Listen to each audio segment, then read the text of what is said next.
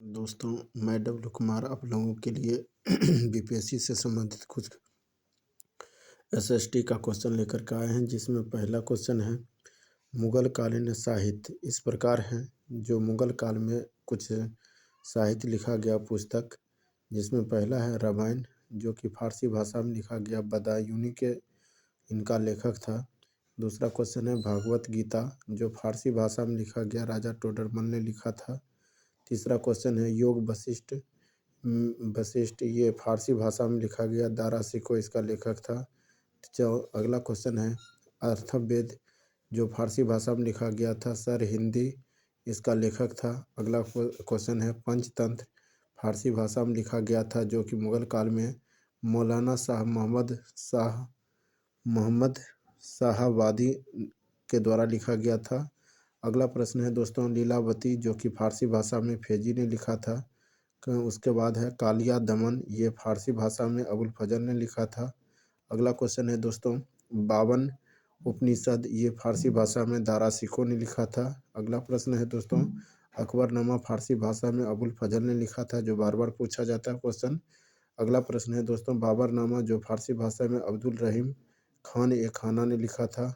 अगला क्वेश्चन है दोस्तों हुमायूंनामा, फारसी भाषा में गुलबदन बेगम ने लिखा था। अगला प्रश्न है तजुक ए बाबरी, बाबरनामा ने तुर्की भाषा में बाबर ने लिखा था। अगला प्रश्न है तजुक ए जहांगीरी पुस्तक, फारसी भाषा में जहांगीर मोतमद खां एवं मोहम्मद हादी ने लिखा था। अगला प्रश्न है मुंतखब उल तवारिख, फारसी भाषा में अब्दुल कादिर बदायूनी ने लिखा था। अगला प्रश्न है इकबाल नामा ए जहांगीरी पुस्तक के लेखक फारसी, जो कि मोतमिद खां बख्शी ने लिखा था। अगला प्रश्न है माओ सीरा जहांगीरी, जो फारसी भाषा में ख्वाजा कामगार ने लिखा था। अगला प्रश्न है दोस्तों तबाक़त अकबरी, जो कि फारसी भाषा में निजामुद्दीन अहमद ने लिखा था। अगला प्रश्न है शाहजहाँनामा, जो कि फारसी भाषा में इनायत खान ने लिखा था। अगला प्रश्न है दोस्तों नुस्खा ए दिलकुशा, जो फारसी भाषा में खौफी खान ने लिखा था। अगला प्रश्न है दोस्तों आलमगीरनामा, जो कि फारसी भाषा में मिर्ज़ा मोहम्मद कासिम ने लिखा था। अगला प्रश्न है दोस्तों मुआसिर ए आलमगीरी, जो फारसी भाषा में शकी मुस्तैद खान ने लिखा था। अगला प्रश्न है दोस्तों फतवा ए आलमगीरी, जो कि फारसी भाषा में शेख निजामुद्दीन अहमद ने लिखा था। अगला प्रश्न है बादशाहनामा पुस्तक के लेखक ये फारसी भाषा में, जो कि मोहम्मद अमीन ने लिखा था।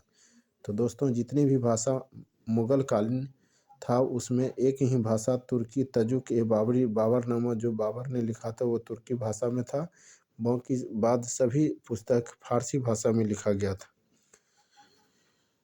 अगला प्रश्न है दोस्तों हुमायूं का मकबरा का महत्वपूर्ण तथ्य इस प्रकार है। मकबरे का निर्माण 1565 ईस्वी में हुमायूं की पत्नी हमीदा बानो बेगम ने प्रारंभ करवाया।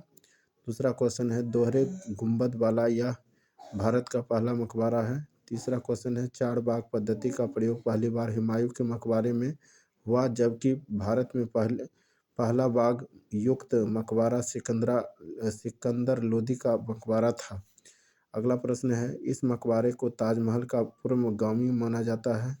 हुमायूं के मकबरे में दफनाए गए मुगल घराने के लोग में पहला है हाजी बेगम, हमीदा बानो बेगम, हुमायूं की छोटी बेगम, दारा सिको, जहां दारा शाह एवं फर्रुख सियर एवं रफ़ी उद्दर जात और आलमगीर द्वितीय प्रमुख थे। अगला प्रश्न है दोस्तों दिल्ली के अंतिम मुगल बादशाह बहादुर शाह जफर और उसके 3 शहजादों को अंग्रेज लेफ्टिनेंट हडसन ने 1857 ईस्वी में हुमायूं के मकबरे से गिरफ्तार किया था। अगला प्रश्न है दोस्तों प्रसिद्ध संगीतज्ञ तानसेन का मकबरा कहाँ पर स्थित है। इसका सही जवाब ग्वालियर में। अगला प्रश्न है रामचंद्रिका एवं रसिक प्रिया की रचना किसने किया था। इसका सही जवाब होगा केशव दास ने। अगला प्रश्न है फतेहपुर सीकरी का निर्माण लगभग 15 वर्षों में हुआ था। इसके महत्वपूर्ण भवन खास महल, हवा महल, हिरन मन्यार एवं दीवान-ए-आम, दीवान-ए-खास, जोधाबाई का महल एवं शेख सलीम चिश्ती का मकबरा, पंच महल, बुलंद दरवाज़ा, बीरबल का महल इत्यादि हैं। अगला प्रश्न है दोस्तों, मुगल चित्रकारी किसके शासनकाल में अपनी पराकाष्ठा पर पहुंची थी? इसका सही जवाब होगा जहांगीर के शासनकाल में। अगला प्रश्न है, मुगल चित्रकला शैली में किन शैलियों का सम्मिश्रण है?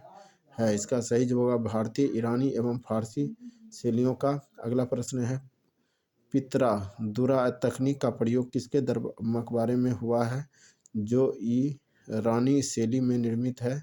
इसका सही जवाब होगा इत्मादुल्लाह के मकबरे में। अगला प्रश्न है दोस्तों, पहाड़ी school, Rajput school, Mughal school और कांगड़ा स्कूल चित्रकला की विभिन्न शैलियों को प्रदर्शित करते हैं। अगला प्रश्न है, संस्कृत में उल्योनिषद नामक एक छोटे उपनिषद की रचना किसने करवाई थी? इसका सही आंसर होगा अकबर ने। अगला प्रश्न है, जहांगीर के समय में वह कौन चित्रकार था जिसने फारस के शासक का चित्र लिया था? इसका सही जवाब बिशन दास। अगला प्रश्न है दोस्तों, इसमें अगला प्रश्न है, जहांगीर के शासनकाल के अंतिम वर्षों में केवल संगमरमर की इमारतें बनवाने और दीवारों को अधर मूल्यवान पत्थरों से बनी फूल पत्तियों की आकृतियों से सजाने का चलन आरंभ हुआ। अगला प्रश्न, सजावटी के इस पद्धति को पितरा दुरा कहते हैं। अगला प्रश्न है दोस्तों, जहांगीर के शासनकाल में प्रसिद्ध चित्रकार मंसूर को किस उपाधि से सम्मानित किया गया था? इसका सही जवाब नादिर उल उसर। अगला प्रश्न है दोस्तों, भारतीय शास्त्रीय संगीत का फारसी में सबसे अधिक पुस्तकों की रचना औरंगजेब के शासनकाल में हुई थी। तो दोस्तों, ये सभी क्वेश्चन जितना हम आप लोगों को अभी बताए हैं, ये क्वेश्चन बार बार बीपीएससी में रिपीटेड क्वेश्चन है। आप लोग इसे देखें, जो कि TR4 में बहुत ही महत्वपूर्ण होने वाले हैं। ये क्वेश्चन आप लोगों को बहुत ही सहायक सिद्ध होगा। तो दोस्तों, इतने के लिए हम धन्यवाद।